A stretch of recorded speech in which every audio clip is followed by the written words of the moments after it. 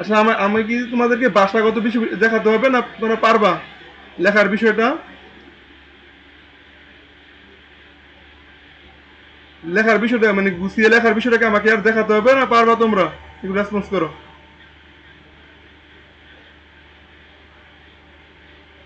Response করো। Sir আমরা যেভাবে লিখছি ওইভাবে লিখলে, আর এখন তো আপনি ভুল ত্রুটি দেখাই দিছেন। আর একটু মডিফাই করতে হবে, তারপরে কি আছে, আমি দু একটা অঙ্ক দেখাই দিই। জাস্ট একটা দুটো অঙ্ক দেখাই দিলেই তোমাদের ওইভাবে লিখবা, ঠিক আছে? জি স্যার, তাহলে দেখান। জাস্ট আমি মুখে বলবো, মুখে বললে তোমরা বুঝবা না, যদি আমি মুখে বলি। জি স্যার।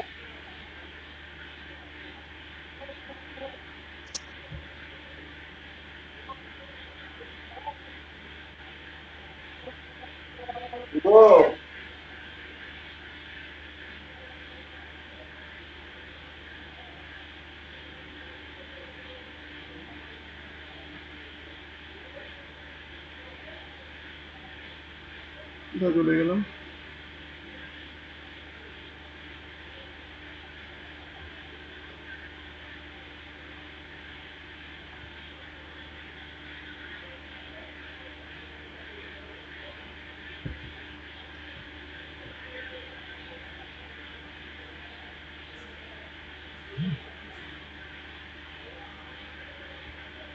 আচ্ছা দেখো, আমি একটু তোমাদেরকে জাস্ট আমি মুখে বলি, তোমরা একটু খেয়াল করো, হ্যাঁ?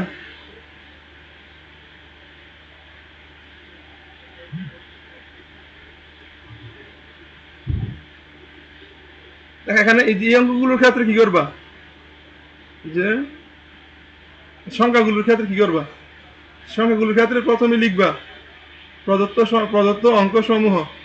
এগুলো অঙ্ক না, এগুলো এগুলো কি বলতো? অঙ্ক। আমি আজকে কোনো অঙ্ক অঙ্ক। আমি আজকে কোনো অঙ্ক টঙ্ক বুঝাবো না, জাস্ট আমি খালি লেখাটা বুঝতে পারছি। লেখবা যে প্রদত্ত অঙ্ক সমূহ, প্রদত্ত অঙ্ক সমূহ। অঙ্ক সমূহ। লিখে এখানে লেখো 6, 5, 2, 3, 0, ঠিক আছে? এরপর লিখবা, জি স্যার। এরপর লিখবা কি, আমার কন্ডিশন দেখেন কি বলছে, যে 5 অঙ্ক বিশিষ্ট কতগুলো জোড় সংখ্যা গঠন করা যায়, ঠিক আছে? লিখবা যে আমরা জানি জোড় সংখ্যার শেষ অঙ্কটি জোড় হয়, জোড় অথবা শূন্য হয়। বুঝতে পারছো? আমরা জানি জোড় সংখ্যার শেষ অঙ্কটি জোড় অথবা শূন্য হয়। তাহলে এখানে জোড় ডিজিট রয়েছে 3টি, 6, 2, 0, ঠিক আছে? তারপর লিখবা শেষ স্থানে 6, 2, 0কে নির্দিষ্ট রেখে মোট গঠিত অঙ্ক সংখ্যা। তোমাদের মধ্যে একটি এদিক সেদিক হইতে পারে, সমস্যা নাই। মোট গঠিত অঙ্ক সংখ্যা বের করে ফেলবা, ঠিক আছে? বের করে ফেলবা কি, এখানে 3p1 ইন্টু 4p4, এটা লেখার পরে এরপর লিখবা কিন্তু প্রথম স্থানে শূন্য থাকলে সংখ্যাটি অর্থপূর্ণ 5 অঙ্ক বিশিষ্ট হয় না। কিন্তু প্রথম স্থানে শূন্য থাকলে সংখ্যাটি অর্থপূর্ণ 5 অঙ্ক বিশিষ্ট হয় না। এরপর লিখবা সুতরাং প্রথম স্থানে শূন্য, প্রথম স্থানে শূন্য ও শেষে, শেষে তাহলে শূন্যকে প্রথম স্থানে আসবা, শেষে 6, 6 ও 2কে, শেষে 6, 2কে নির্দিষ্ট রেখে মোট গঠিত অঙ্ক সংখ্যা। তাহলে কি হবে, প্রথম স্থানে শূন্য, যা ফিক্সড হয়ে গেল। তাহলে ফিক্সড হয়ে গেলে কি হয়ে থাকবে, আর শেষ স্থানে কত, দুইটা ডিজিটের একটা, তাহলে 2p1 ইন্টু আর মাঝখানে কত, 3p3। তো দেখা এখানে একটা, এখানে একটা, ঠিক আছে, 4টা। আর একটা একটা কি হবে, মানে অংশগ্রহণ করবে না। বুঝতে পারছো? এরপর ইকুয়াল টু যা দিবে আনতে হবে সেটা আনতে পারবা। এরপরে লিখবা সুতরাং, সুতরাং 5 অঙ্ক বিশিষ্ট অর্থপূর্ণ গঠিত জোড় সংখ্যা, সুতরাং 5 অঙ্ক বিশিষ্ট অর্থপূর্ণ গঠিত জোড় সংখ্যার সংখ্যা ইকুয়ালস টু কি হবে, আগেটা থেকে এটা কি করে দিবা, বিয়োগ করে দিবা। লেখাটা কি বুঝতে পারছো? সবাই কি লেখাটা বুঝতে পারছো? স্যার। জি স্যার। জেবিন, খাদিজা, ওমর ফারুক, সবাই বুঝতে পারছো? জিহাদ, জি স্যার। জি স্যার। তোমরা একটু একটু এদিক সেদিক করতে পারো, সমস্যা নাই, কিন্তু লেখার স্টাইলটা এরকম হবে, ঠিক আছে? জি। ওকে। Okay sir. এরপরে যাই, এরপরে যাই সংখ্যা। আর আমরা এখানে তোমরা যদি বলো তোমাদেরকে 3 নম্বর অঙ্কগুলো আমি দেখাবো। হ্যাঁ, 3 নম্বর অঙ্কগুলো এখানে কিছু সমাবেশের কিছু নিয়ম লাগবে আমাদের। সমাবেশের অঙ্ক করিয়ে তোমরা বললে আমি তোমাদেরকে দেখাবো, আর যদি বলো যে দরকার নাই তাহলে দেখাবো না। মানে এগুলো তেমন বেশি ইম্পর্টেন্ট না, কিন্তু এডমিশন টেস্ট ইম্পর্টেন্ট। তোমরা যখন এডমিশন টেস্টে যাবা তখন ইম্পর্টেন্ট। আচ্ছা, এরপরে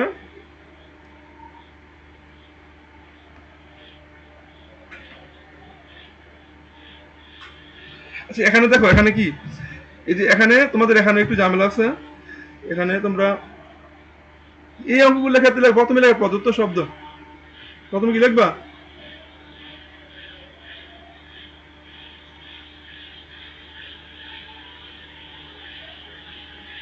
প্রথমে লেখা প্রদত্ত শব্দ। প্রদত্ত শব্দ লিখে শব্দটা লিখবা। ইকুয়েশন, ইকুয়েশন, হ্যাঁ ইকুয়েশন। এরপরে কি লিখবা? এরপরে লিখবা যে শব্দটি সবগুলো বর্ণ একত্রে ব্যবহার করে। যখন বলো সবগুলো বর্ণ একত্রে ব্যবহার করে, প্রথমে লাগে প্রদত্ত শব্দ, এরপরে যেগুলো রিপিট আছে সেগুলো উল্লেখ করে দিবা। যার মধ্যে যেগুলো রিপিটেড বর্ণগুলো কি করে দিবা? উল্লেখ করে দিবা। কি বলছি বুঝছো? এবার রেসপন্স করো। রিপিটেড বর্ণগুলো কি করে দিবা? রিপিটেড বর্ণ উল্লেখ করে দিয়ে তারপর লিখবা যে শব্দটি বিন্যাস সংখ্যা। সুতরাং শব্দটি কি সংখ্যা? বিন্যাস সংখ্যা। শেষ। আর এখানে এটা গেল এটা। এরপরে দেখো এটার মধ্যে, এরপর দেখো এখানে তোমাদের জিজ্ঞাসা করছে, এখানে তোমরা লেখাগত ত্রুটি ছিল। যেমন রাজশাহী শব্দটির বিন্যাস সংখ্যা, বরিশাল শব্দটির বিন্যাস সংখ্যা 4 গুণ। তো লেখার প্রথম কি করবা? রাজশাহী শব্দটির বিন্যাস সংখ্যা বের করবা। এই আগের নিয়মই লাগবে প্রদত্ত শব্দ রাজশাহী। প্রদত্ত শব্দ কি? রাজশাহী, যার মধ্যে যেগুলো রিপিটেড বর্ণগুলো লিখবা। এগুলো সুতরাং রাজশাহী শব্দের বিন্যাস সংখ্যা। এবার আবার লাগবে আবার প্রদত্ত শব্দ বরিশাল, যার মধ্যে এতটি এই কথা উল্লেখ করবা যে প্রদত্ত শব্দ বরিশাল, যার মধ্যে কয়টা অক্ষর রয়েছে? 1টা 2টা 3টা 4টা 5টা 6টা 7টা, অর্থাৎ মোট অক্ষর সংখ্যা, মোট লেটার সংখ্যা উল্লেখ করবা। যে প্রদত্ত শব্দ বরিশাল, যার মধ্যে মোট মনে করো 10টি বর্ণ রয়েছে। এরপর লাগবে যে দুইটি, যার মধ্যে মোট 10টি বর্ণ রয়েছে, যেখানে 2টি মনে করো বি বর্ণ, 1টি আর বর্ণ, 2টি আর বর্ণ, অর্থাৎ রিপিটেড বর্ণগুলো উল্লেখ করবা। উল্লেখ করার পর তারপর লিখবা যে সুতরাং বরিশাল শব্দটির বিন্যাস সংখ্যা। এইভাবে রাজশাহী শব্দটির বিন্যাস সংখ্যা কি করবা? বের করবা। বের করার পরে এরপরে কি করবা? লাগবা এরপর কি লিখবা? যে এরপর যে কাজটা করবা, যে শব্দটা বিন্যাস সংখ্যা বেশি, যে শব্দটা বিন্যাস সংখ্যা কি বলতো বেশি, লাগবা যে এখানে লাগবা, এখানে রাজশাহী শব্দটির বিন্যাস সংখ্যা, রাজশাহী শব্দটির বিন্যাস সংখ্যা দিয়ে তার সংখ্যাটা এখানে লিখবা। সংখ্যাটা এখানে কি করবা? লিখবা। সমান সমান দিয়ে যে কাজটা করবা, এখানে কি বলছে? রাজশাহী শব্দের বিন্যাস সংখ্যা বরিশাল শব্দের বিন্যাস সংখ্যা 4 গুণ বলছো না? কয় গুণ বলছো বলো তো? 4 গুণ। তখন যেটা করবা যে এই এখানে মনে করো সংখ্যাটা মনে করো আছে মনে করো 80, সংখ্যাটা মনে করবা এই রাজশাহী শব্দটা বিন্যাস সংখ্যা মনে করো 80, আর বরিশাল শব্দটা বিন্যাস সংখ্যা মনে করো 20, যেটা আমরা অলরেডি বের করে ফেলছি, ঠিক না? অলরেডি কি করে ফেলছি? বের করে ফেলছি। এখন আবার কি করবা? এই বের করার পরে আবার লিখবা রাজশাহী শব্দটির বিন্যাস সংখ্যা 80 সমান সমান দিয়ে লিখবা 4 × 20। 4 × কি বলতো? 20। এবার সমান সমান দিয়ে কি লিখবা? 4 × এই 20 কার সংখ্যা ছিল বলো? 20 কার সংখ্যা ছিল? বরিশাল শব্দটির বিন্যাস সংখ্যা। এই 20-এর পরিবর্তে লিখবা যে 4 × বরিশাল শব্দটির কি সংখ্যা? বিন্যাস সংখ্যা। প্রমাণিত? বুঝতে পারছো?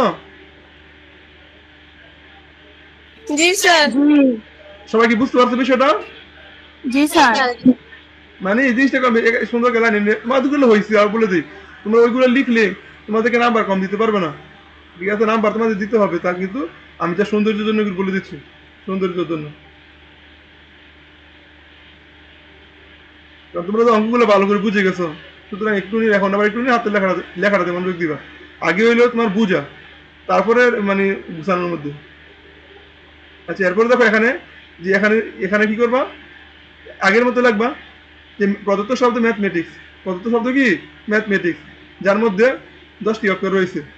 যার মধ্যে কয়টি অক্ষর রয়েছে? 10টি অক্ষর, আবার 11টি অক্ষর রয়েছে, যেখানে রিপিটেড বর্ণগুলো উল্লেখ করবা। উল্লেখ করার পরে এরপরে সাধারণ সংখ্যা, এখানে সাধারণ সংখ্যা বের করবা। আবার এখানে বলছে এদের কতগুলিতে স্বরবর্ণগুলি একত্র থাকবে। এখানে লাগবে এখানে স্বরবর্ণ আছে কয়টি? স্বরবর্ণ আছে এর উল্লেখ করে দিবা। এখানে স্বরবর্ণ আছে একটা, দুইটা, তিনটা, চারটা। তাহলে এখানে লাগবে এখানে স্বরবর্ণ আছে চারটি, উল্লেখ করে দিবা। উল্লেখ করে দিয়ে এখানে আর এত বিস্তারিত বলা দরকার নাই, তুমি বলবা সুতরাং এই স্বরবর্ণগুলি একত্র থাকলে শব্দটি বিন্যাস সংখ্যা। কথা বলতে পারলাম? কি বলছি বুঝতে পারছো? মানে আমরা যে এখানে বুঝছি এটা আমরা বুঝার ভিতরে রাখবো। এগুলা এগুলা সব এত মানে ভেঙে ভেঙে বলার দরকার নেই।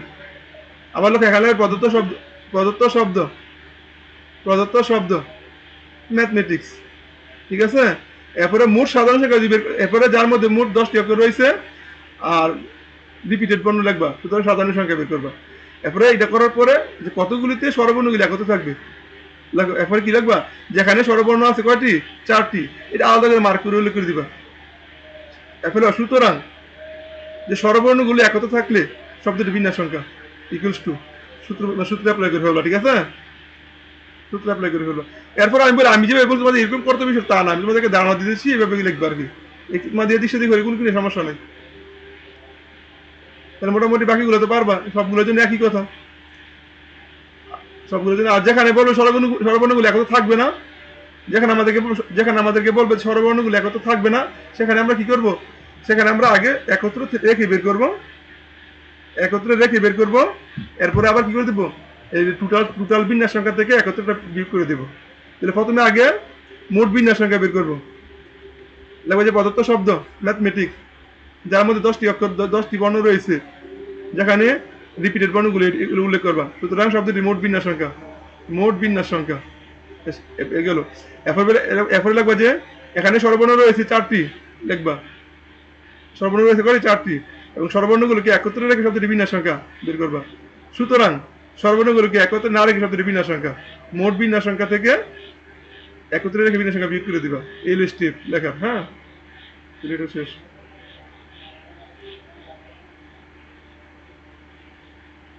তারপরে কি আছে দেখো, এখানে টাইপ 4 দেখা দিলাম, টাইপ 5 দেখো যে পোস্টের শব্দটির বর্ণগুলো কত রকম সাজানো যায় যেন জোর বর্ণগুলো জোর স্থান দখল করে। এখানে লাগবে প্রদত্ত শব্দ। তোমাদের লেখা কিন্তু ঠিক আছে, আমি বলি তোমাদের লেখা ঠিক আছে, তোমাদের ঘাবড়ানোর কিছু নাই। জাস্ট আমি একটু তারপর উল্লেখ করে দিচ্ছি যে প্রদত্ত শব্দ পোস্টেজ, আমি কিন্তু আমার মতো লিখতেছি, এগুলো কিন্তু মুখস্থ না। আমি এখন একরকম লিখতেছি, আবার যখন অন্য সময় যখন বলবো তখন আরেক রকম বলবো। কথা বলতে পারলাম? কিন্তু একটু মানে সেন্সটা মানে ঠিক থাকলেই হবে। যে প্রদত্ত শব্দ পোস্টেজ। তাহলে এখন শব্দটির বর্ণগুলো কত রকম সাজানো যায় যেন স্বরবর্ণগুলো জোর স্থান দখল করে। তো এখানে লিখবা শব্দটিতে মোট 7টি কি রয়েছে? বর্ণ রয়েছে, যেখানে জোর স্থান কয়টি? বলো জোর স্থান কয়টি? যেখানে জোর স্থান একটা, দুইটা, তিনটা, এইটা উল্লেখ করে দিবা। যখন বলো জোর স্থান দখল করবে তখন জোর স্থানটা উল্লেখ করবা। যখন বলো বিজুর স্থান দখল করবে তখন বিজুর স্থানটা উল্লেখ করবা, ঠিক আছে। উল্লেখ করে এরপরে একবার লিখে ফেলবা। কথা বলতে পারলাম? এরপরে একবার কি করবা? এক লাইনে একবার কি লিখবা? সুতরাং স্বরবর্ণগুলো জোর স্থান দখল করলে পোস্টের শব্দটি সাধারণ সংখ্যা। কথা বুঝতে পারছো?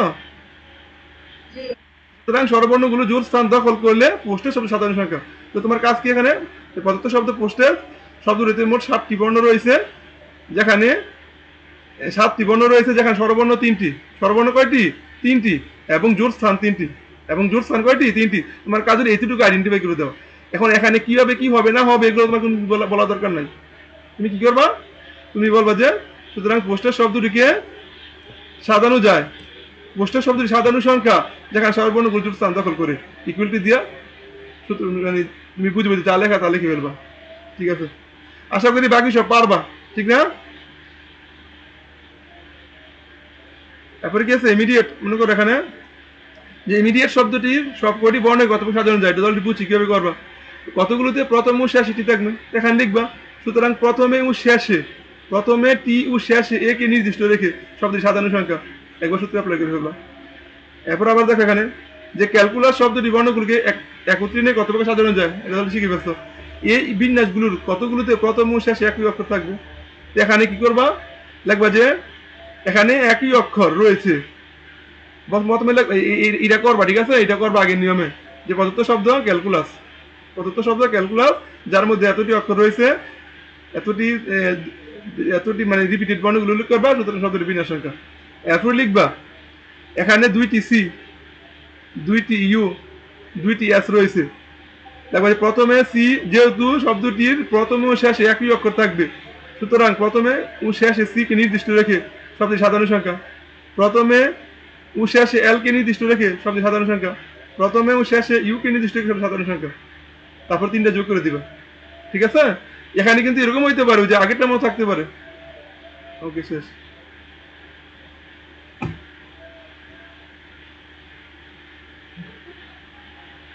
কি জয়েন করতেছো এখন?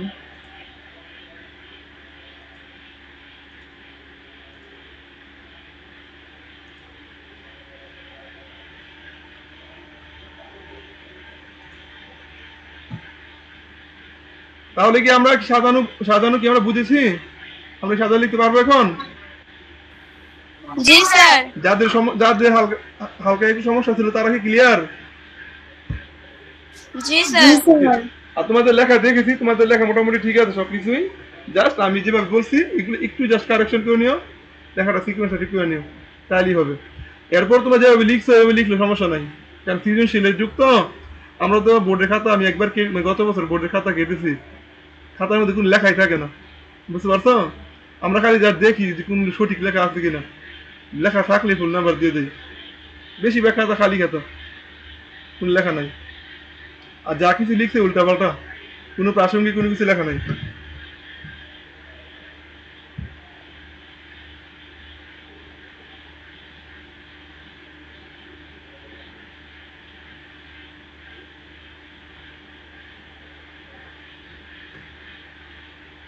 স্যার। হ্যাঁ বলো। স্যার টাইপ 6 এর মধ্যে লাস্ট 2টা অঙ্ক আছে, এই 2টা যে পারি না, কিরকম যেন মনে হয় যেন টাইপের বাইরে পুরো। টাইপ 6 এর মধ্যে? হ্যাঁ টাইপ 6 এর মধ্যে আমাদের বইয়ের।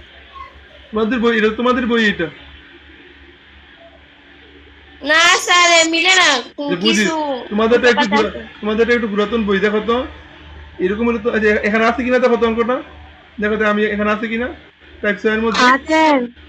হ্যাঁ স্যার, এই যে 9 এর 1 2 3 এই যে এগুলাই। আচ্ছা, এগুলো আমি কম্বিনেশন করানোর পর মানে করাইতে হবে আমাদের। কম্বিনেশন এখানে কিছু অঙ্ক আছে, হ্যাঁ এখানে কিছু অঙ্ক আছে, কম্বিনেশন করার পর আমরা করব, ঠিক আছে? আর কোনো সমস্যা আছে? আচ্ছা ঠিক আছে। আর কোনো সমস্যা আছে? কারো কোনো বলো, সমস্যা আছে কোনো? জি না স্যার। সবাই কি এখন সবার লেখা, সবাই কি এখন কনসেপ্ট ক্লিয়ার, প্লাস লেখা ক্লিয়ার সবার? জি স্যার। জি স্যার। তোমাদের কনসেপ্টে আমরা বলি তোমরা লেখাটা ক্লিয়ার করবা, ঠিক আছে, কিন্তু লেখার প্রতি বেশি লেখা নিয়ে সিরিয়াস হয়ে যাও না। তোমাদের মূল ফোকাস হবে কনসেপ্ট, মূল ফোকাস থাকবে কোথায়? কনসেপ্ট। এরপরে লেখাটা কি করে নিবে, ঠিক করে নিবে। তারপর যদি লেখা নিয়ে তোমার কোনো সমস্যা ফিল হয়, টেনশন করার কোনো দরকার নাই, তুমি কনসেপ্ট অনুযায়ী লিখে যাবে, ঠিক আছে? ওকে, তাহলে আজকে আমরা পড়বো কি সমাবেশ। কি করে বলো তো? সমাবেশ। কি সমাবেশ টপিক জানি?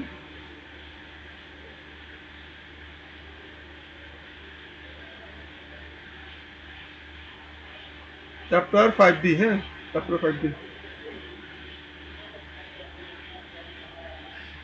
আচ্ছা, আমরা কিন্তু সমাবেশ শেষ করার পর আবার আমরা কোথায় যাবো? আগে চ্যাপ্টারে যাবো, কিছু অঙ্ক বাকি থাকবে সেগুলো মানে পরে করাবো, এখন যাচ্ছি না। এখন আমরা মূল কনসেপ্টের উপর অঙ্কগুলো করতে যাচ্ছি।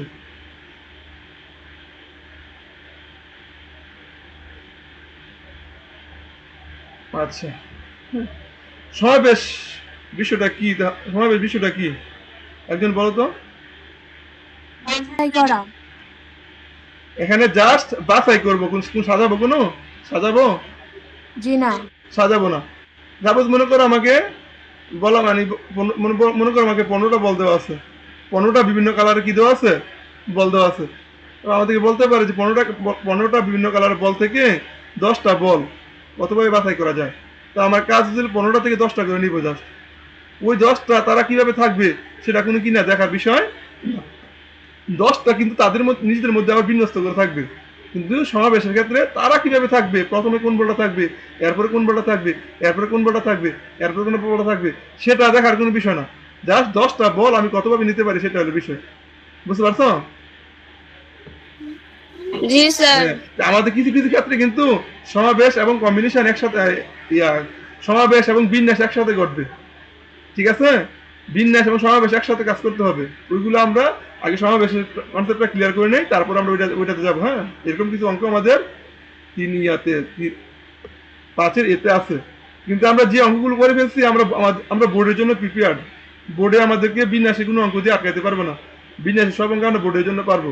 কিন্তু আমরা তারপর আর কিছু অঙ্ক দেখবো, সেটা হলো আমাদের ফিউচারের এডমিশন টেস্টের জন্য। বুঝতে পারছো? বিন্যাস সমাবেশের কম্বিনেশন করে পড়া। তাহলে এখন বিন্যাসের বিন্যাসের মূল কনসেপ্টটা ছিল যারা বিন্যাসে অংশগ্রহণ করবে তারা মুভ করতে পারবে। তারা কি করতে পারবে? মুভ করতে পারবে। আর যতটা থেকে যদি আমার এন সংখ্যক কি করি, এন সংখ্যক ভিন্ন ভিন্ন জিনিস থেকে যদি আমি কি করি আর সংখ্যক জিনিস নেই, বা এন সংখ্যক জিনিস থেকে যদি আর সংখ্যক জিনিস নেই, তাহলে তার বিন্যাস হবে এনপিআর। আর নিচে কি রিপিটেড দ্বারা ভাগ করে দিছি। নিচে কি করছি বলতো? রিপিটেডের ফ্যাক্টরিয়াল দ্বারা কি করছি বলতো? ভাগ করে দিছি। এটা হলো বিন্যাসের মূল কনসেপ্ট। ঠিক আছে? এটা কার মূল কনসেপ্ট? বিন্যাসের মূল কনসেপ্ট। অর্থাৎ এন সংখ্যক জিনিস থেকে আর সংখ্যক জিনিস নিয়ে বিন্যাস সংখ্যা এগুলো কি এনপিআর। আর নিচে কি যেগুলো রিপিট থাকবে সেগুলো দ্বারা কি করে দিব? ওইগুলো ফ্যাক্টরিয়াল দিয়ে ভাগ করে দিব। ঠিক সেম এটার একটা সমাবেশের একটা মূল কনসেপ্ট আছে। সমাবেশের মূল কনসেপ্টটা কি?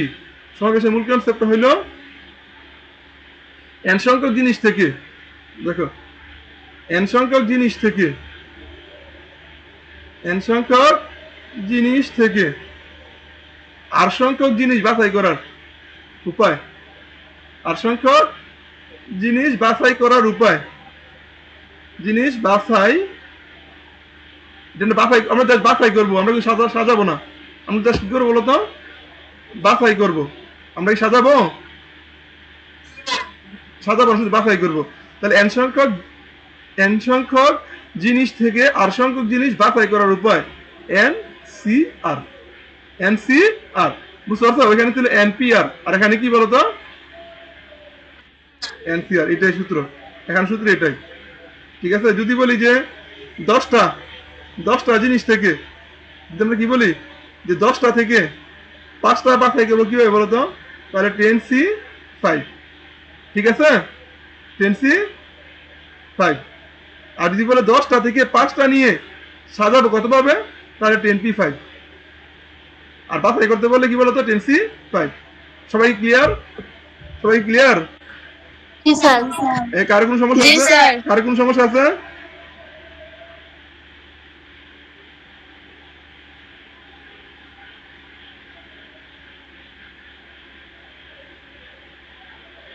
আচ্ছা, তাহলে আমরা এখন অঙ্কে যাই। হ্যাঁ, অঙ্কে যাই।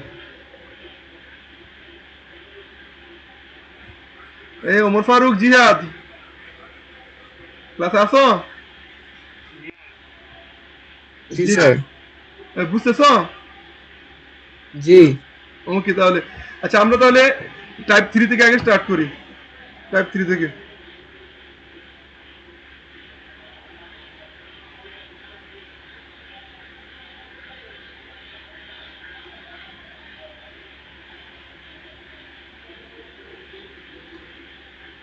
এই লেখা কি ক্লিয়ার দেখা যায় নাকি একটু বড় করবো ফ্রন্ট? ক্লিয়ার দেখা যায়। সবাই দেখতে পাচ্ছ ক্লিয়ার? জি স্যার। ওকে, তাহলে এখন দেখো 4জন মহিলা সহ 10 জনের মধ্য থেকে 5 জনের কমিটি কত প্রকারে গঠন করা যেতে পারে?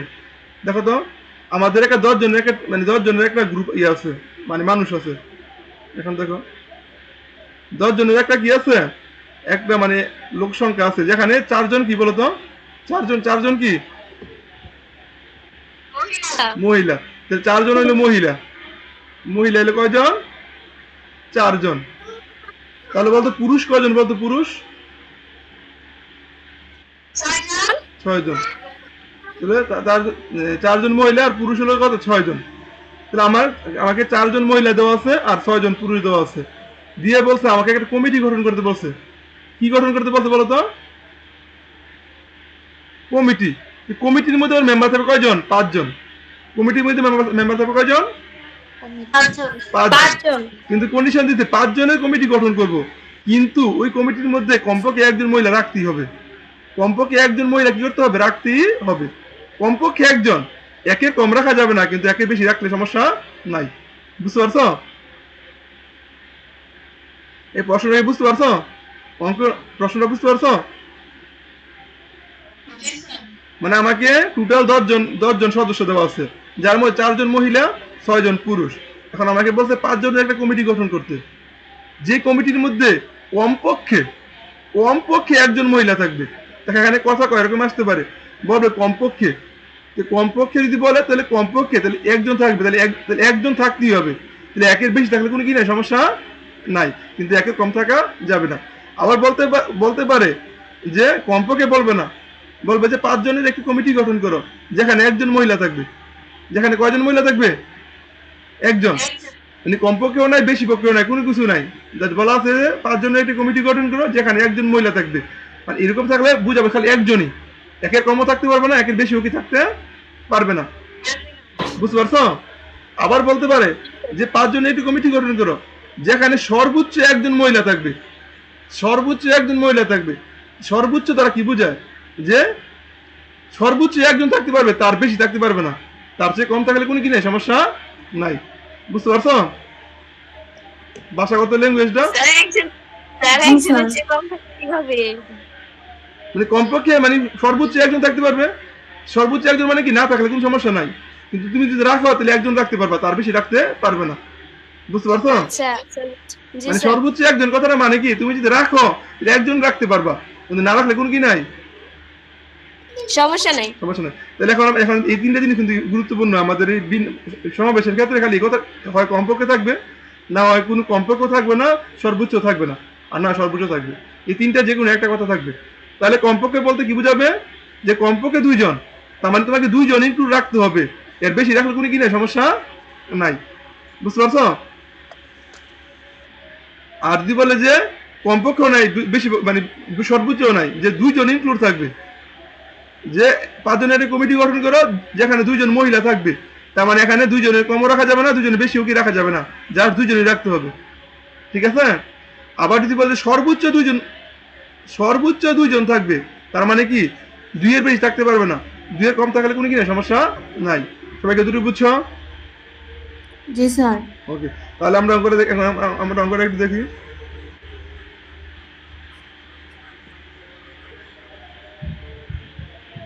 একটা অঙ্ক ক্লিয়ার হয়ে গেলে দেখো সব অঙ্ক পারতেছো। তাহলে এখন দেখো এখানে, এখন যে 4 জন আমার কি করতে হবে? 5 জনের কমিটি গঠন করতে হবে। কমিটির মধ্যে সদস্য থাকবে কি হয় পুরুষ থাকবে, আর না কি থাকবে? মহিলা থাকবে। তাহলে আমি দেখা এখানে দেখো, লেখা এখানে লেখো মহিলা। মহিলা কয়জন আছে বলো তো? মহিলা এখানে আমার মহিলা 4 জন অ্যাভেলেবেল আছে। মহিলা 4 জন অ্যাভেলেবেল আছে। আর পুরুষ আছে কয়জন বলো তো? পুরুষ আছে 6 জন। তাহলে 6 জন পুরুষ অ্যাভেলেবেল আছে। এর চেয়ে বেশি কিন্তু এখানে পুরুষ আনা সম্ভব না, 6 জনের ভিতর থেকে নিতে হবে। আবার এখানে 4 জনের ভিতর থেকে কি করতে হবে? নিতে হবে। ঠিক আছে? এখন আমার কমিটিটা কয়জনের হবে? কমিটিটা 5 জনের। 5 জনের। 5 জনের কমিটি হবে। কাকে এখানে মানে কার উপর কন্ডিশন দিছে বলো তো? মহিলার উপর। তাহলে এই মহিলার উপর কন্ডিশন দিছে। কমপক্ষে কয়জন মহিলা?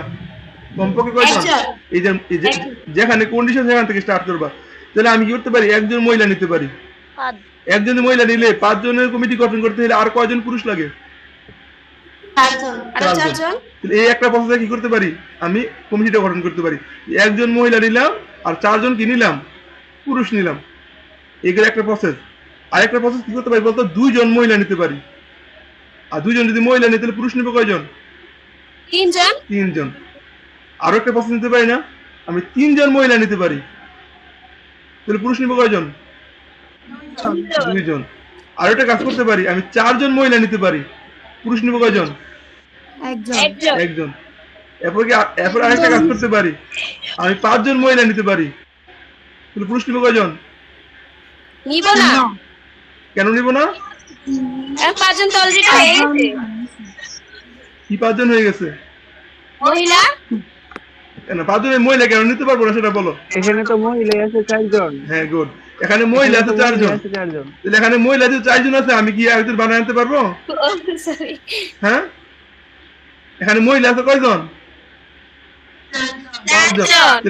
তাহলে অলরেডি 4 জন নিয়ে গেছি, 4 জন নিলে একজন পুরুষ, তাহলে আর মহিলা 5 জন নেওয়ার কোনো কিনা সুযোগ নাই, কারণ 5 জন মহিলা এখানে নাই। যদি এখানে 5 থাকতো তাহলে পরের লাইনে হতো 5, এখানে হলো তো 5 আর এখানে হতো কত? 0। 0। বিষয়টা কি বুঝছো? জি স্যার। এখানে আমার কন্ডিশনটা কার উপর? যার উপর কন্ডিশন তার থেকে স্টার্ট করবা।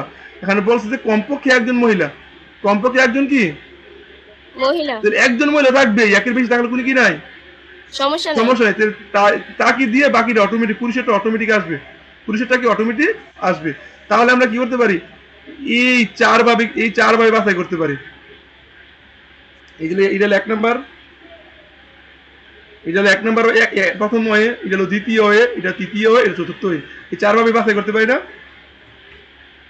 স্যার এই লাইনটা যদি বুঝো তাহলে শেষ, তোমাদের আমাদের সমাবেশের অঙ্ক শেষ। এখন যে লাইনটা লিখবো, এখন যেহেতু প্রথম কেসের ক্ষেত্রে আমি কয়জন মহিলা বাছাই করব, এই কেসটার ক্ষেত্রে আমি কয়জন মহিলা বাছাই করব? একজন মহিলা কয়জন বাছাই করবো? দেখো এখানে একজন মহিলা 4 জন পুরুষ, তাহলে কয়জন মহিলা বাছাই করতেছি আমি? একজন জন কয়জন? একজন এনে কয়জন মহিলা আছে বলতো, কয়জন মহিলা আছে? এই যে প্রথম কেসে একজন মহিলা 4 জন পুরুষ না? হ্যাঁ। প্রথম কেসে একজন মহিলা 4 জন পুরুষ, তো প্রথম কেসের জন্য আমি কয়জন মহিলা নিতেছি? একজন মহিলা নিতেছি। আর কয়জন পুরুষ নিতেছি? 4 জন। হ্যাঁ, তাহলে প্রথম কেসের জন্য আমাকে একজন মহিলা বাছাই করতে হবে। এই প্রথম কেসে যদি আমি কমিটি গঠন করতে চাই তাহলে আমাকে একজন মহিলা বাছাই করতে হবে আর 4 জন পুরুষ বাছাই করতে হবে। দুইটা মিলে মোট কয়জন হবে? 5 জন। 5 জন। একজন মহিলা যে বাছাই করব, আমার কাছে কয়জন মহিলা আছে? 4 জন। 4 জন মহিলা থেকে আমি একজন মহিলা বাছাই করবো, তাই না? 4 জন মহিলা থেকে আমি কি করবো? একজন মহিলা বাছাই করবো। তাহলে 4 জন মহিলা থেকে একজন মহিলা বাছাই করার উপায় কি বলতো? 4C1। তো 4 জন থেকে একজন বাছাই করতেছি, 4 জন থেকে একজন, 4C1। বুঝতে পারছো? জি এরপর এটার মধ্যে আমাকে আবার কি করতে হবে? একজন মহিলা তো আমি বাছাই করলাম, পাশাপাশি একসাথে আমাকে 4 জন পুরুষ বাছাই করতে হবে না? হ্যাঁ 4 জন পুরুষ বাছাই করতে হবে। আমার কাছে পুরুষ কয়জন আছে? 6 জন। 6 জন পুরুষ থেকে 4 জন পুরুষ বাছাই করতে হবে, তাহলে C4 দুইটা এখানে কি হবে বলতো? গুণ হবে একসাথে, এরকম একত্রের ঘটনাগুলো গুণ হবে, তাহলে 4C1 ইন্টু 6C4। বুঝতে পারছো?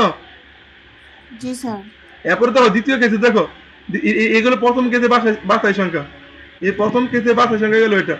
এবার দ্বিতীয় কেসে দেখো, দ্বিতীয় কেসে আমার 2 জন মহিলা বাছাই করতে হবে না? জি কয়জন মহিলা?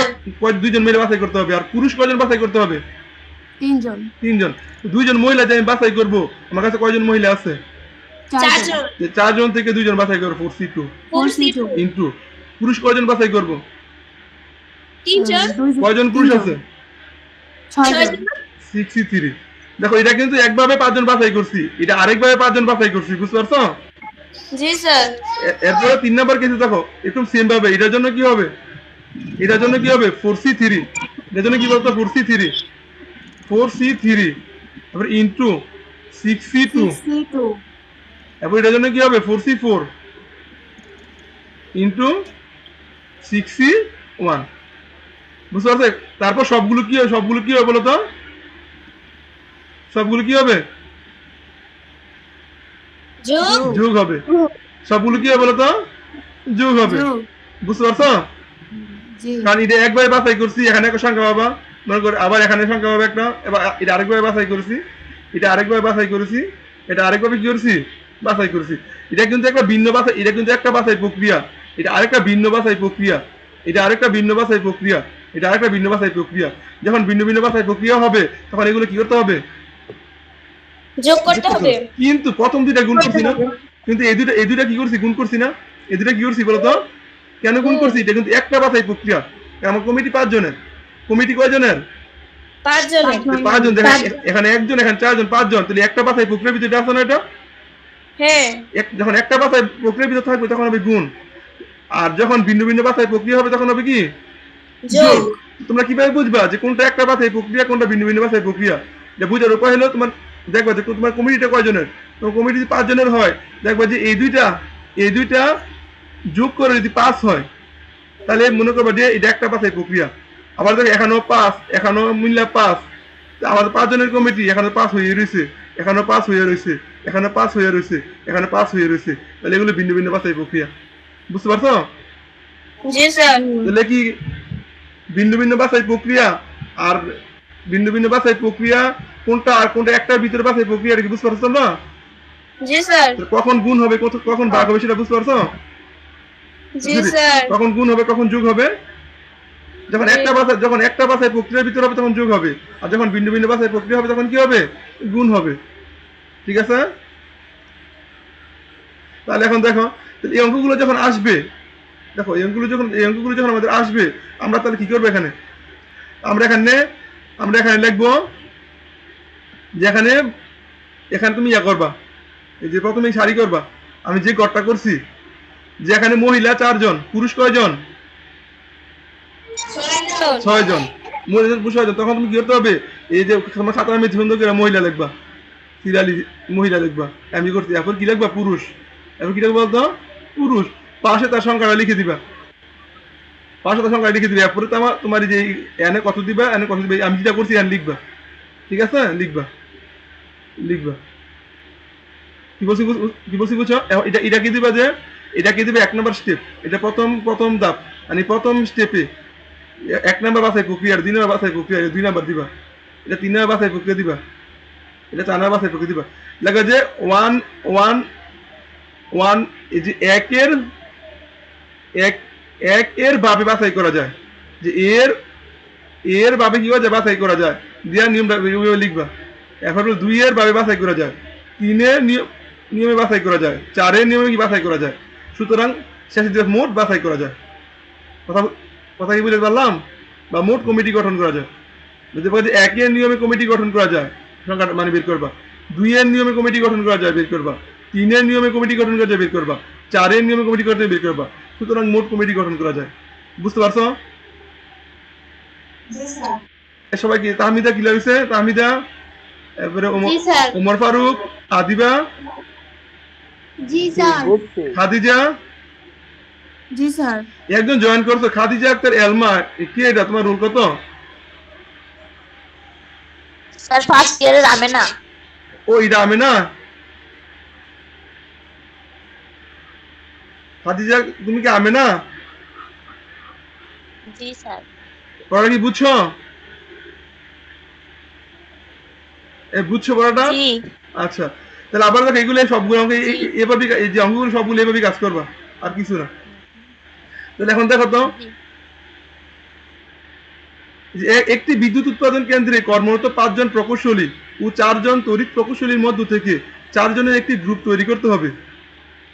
কতভাবে এটি গঠন করা যেতে পারে যাতে গ্রুপটিতে অন্তত একজন যন্ত্র ও একজন তড়িৎ প্রকৌশলী থাকবে? একজন যন্ত্র ও একজন তড়িৎ প্রকৌশলী থাকবে। একজন যন্ত্র প্রকৌশলী থাকবে, আরেকজন কি তড়িৎ প্রকৌশলী থাকবে। কন্ডিশন দিয়েছে না? কন্ডিশন দিয়েছে কিনা বলো তো? সময় আছে ভাই। স্যার ক্লাসের আর 1 মিনিট আছে। আবার দিতেছি।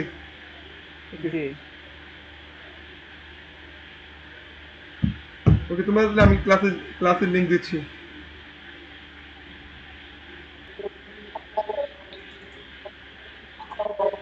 দেখো,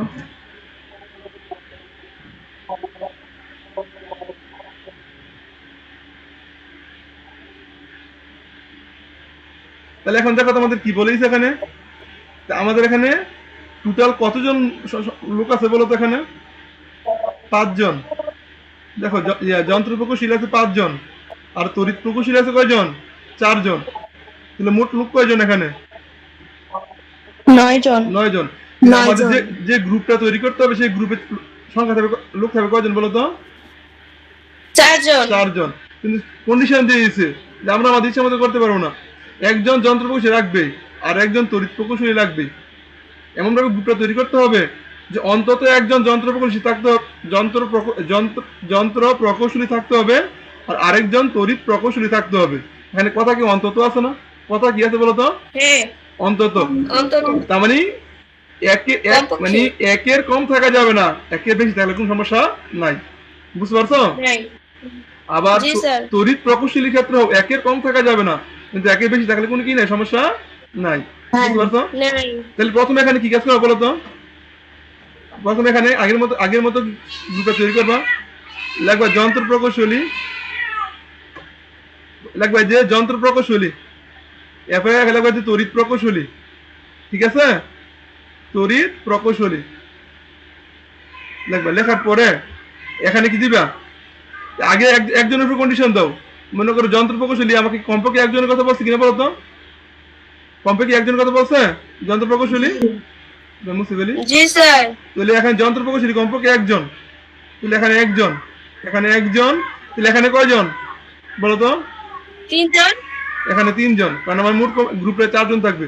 তাহলে এখন কমপক্ষে যেহেতু বলছে, তাহলে বেশি হলে সমস্যা নাই, কিন্তু কম হলে কি সমস্যা। তাহলে আমি 2 জন নিতে পারবো না? তাহলে 2 জন নেই, এটা দিবে যে এটা দিবে এ টাইপ, এটা দিবে বি টাইপ। হ্যাঁ, বি নিয়ম। তাহলে 2 জন, এখানে কয়জন? 2 জন। ঠিক আছে? সি তে এন যদি 3 জন হয়, তাহলে কয়জন? একজন। একজন। একে আর কমতে পারবো না। কারণ না। আমাকে তড়িৎ প্রকৌশলী কথা কয়জন বলছে বলো তো? তো একজন। একজন। তাহলে এখানে কি আমি 4 বানাইতে পারবো? এখানে কি আমি 4? না।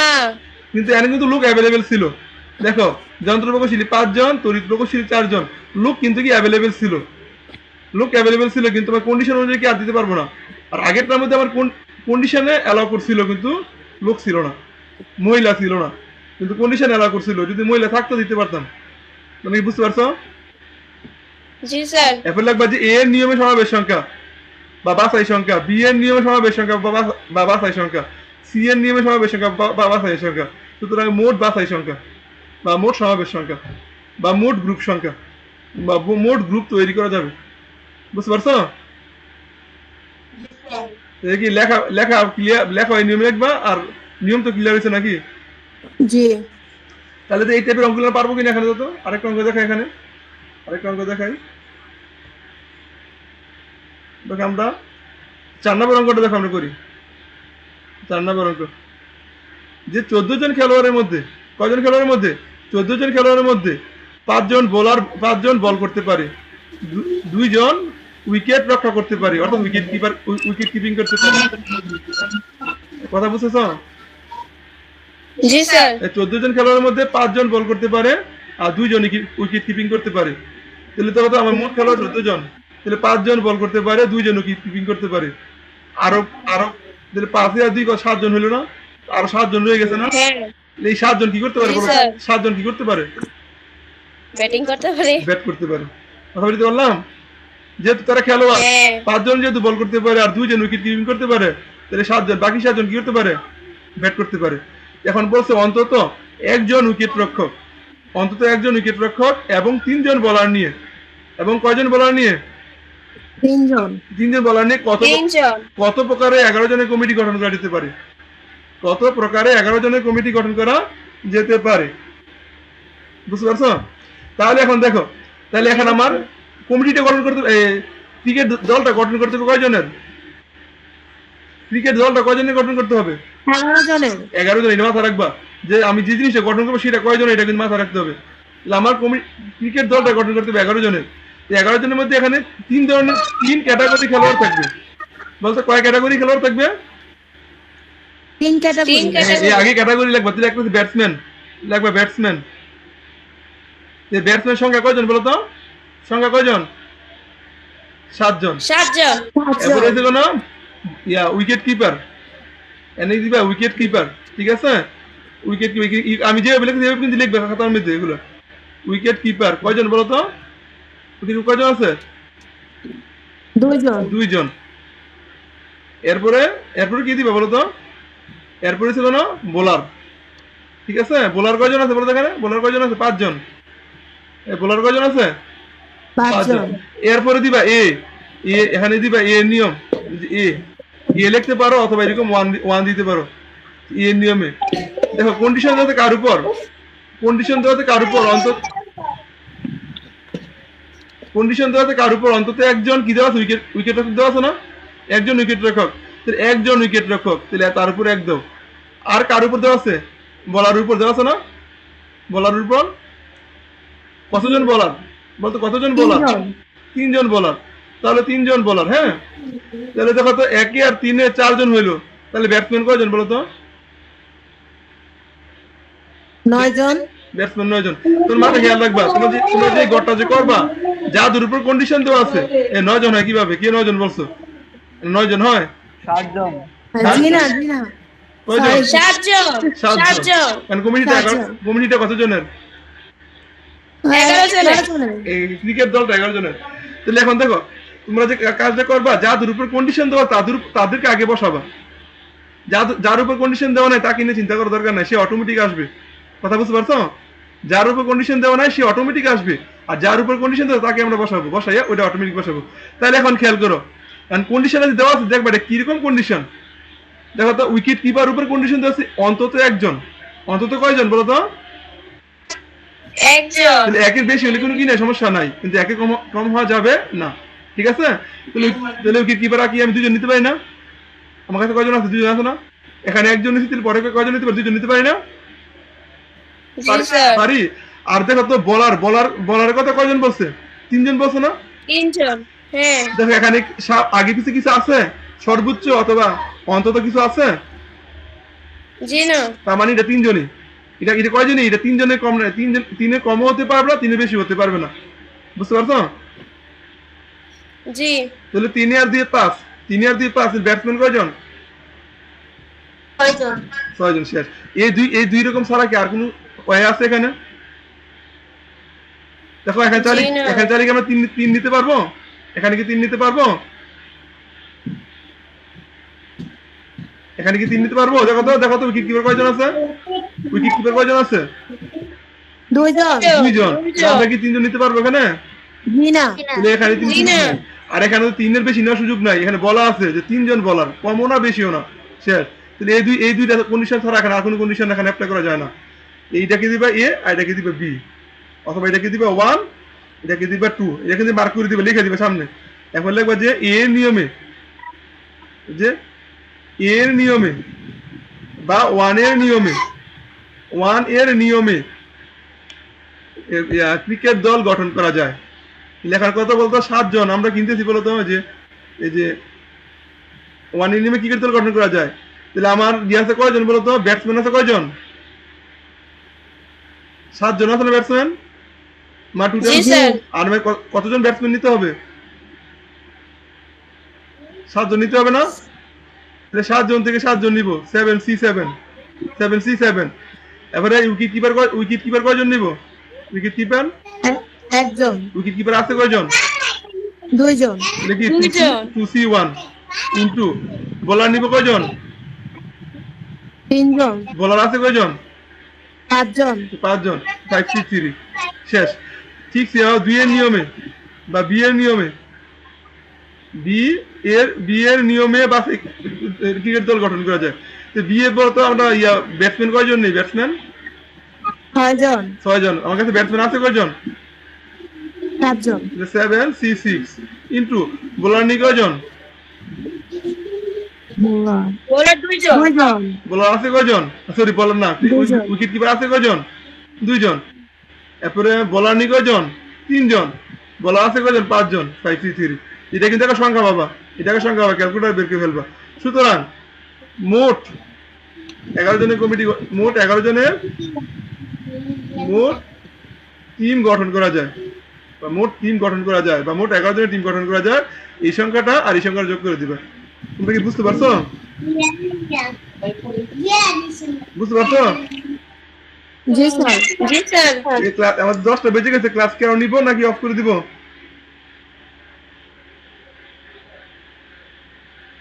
হ্যাঁ আমরা অনেক অঙ্ক করতে পারবো, আমরা নিয়ম শিখে ফেলছি, এখন সব অঙ্ক করতে পারবো। ক্লাস কি আমরা কিছু কন্টিনিউ করবো নাকি অফ করে দিব,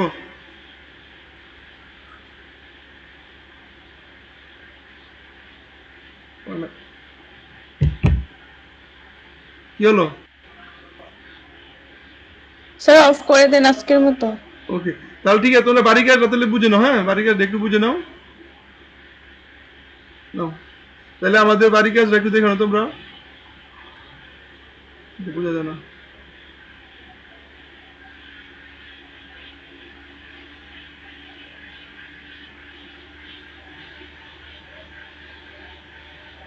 তোমরা আমরা এটা কি আমরা টাইপ 2 এর কোথায় এটা?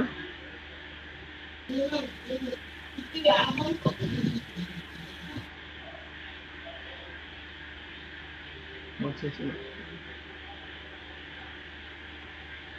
না তোমাদের বাড়ি কাজ লাগবে টাইপ 3, টাইপ 3 লিখো, টাইপ 3 সবগুলো, টাইপ 3 সবগুলো, হ্যাঁ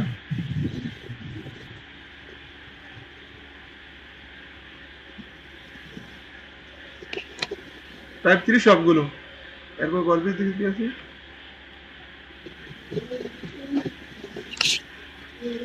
এরপর লিখো টাইপ 3 লিখছো না, টাইপ 3 আমি বুঝে কি বুঝাচ্ছি, বুঝা যায় না।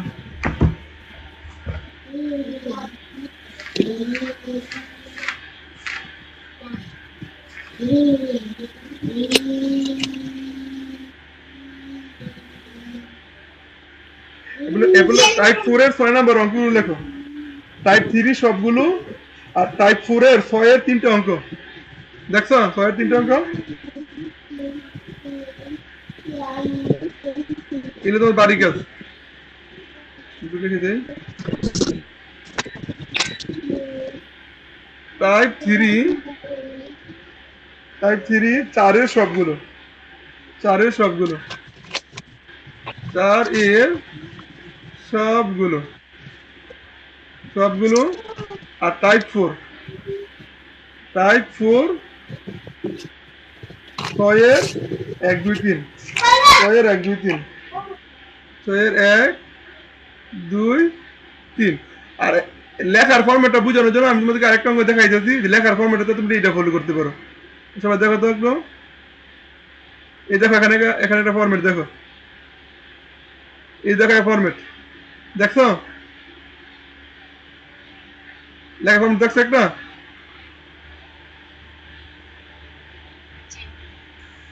সবাই রেসপন্স করো, ফরম্যাট দেখছো?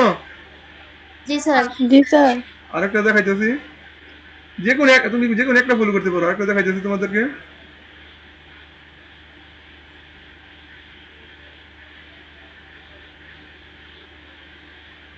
এই যে দেখো,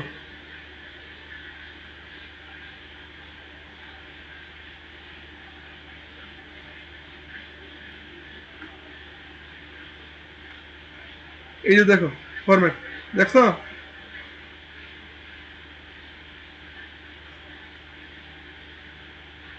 যে এটা ফলো করতে পারো, যে জিনিসটা বলছি এভাবে করে পরে কি করবা, অথবা নিচে যাও একটু, এই যে এখানে, এই যে ফলো করতে পারো, এরকম করে ফলো করে অঙ্কগুলো করবা, ঠিক আছে? ওকে ঠিক আছে, আজকের ক্লাস এই পর্যন্তই। এবং হোমওয়ার্কগুলো করে আমার গ্রুপে, হোয়াটসঅ্যাপ গ্রুপে দিয়ে দিবা, ঠিক আছে? ওকে। ওকে স্যার, আল্লাহ হাফেজ।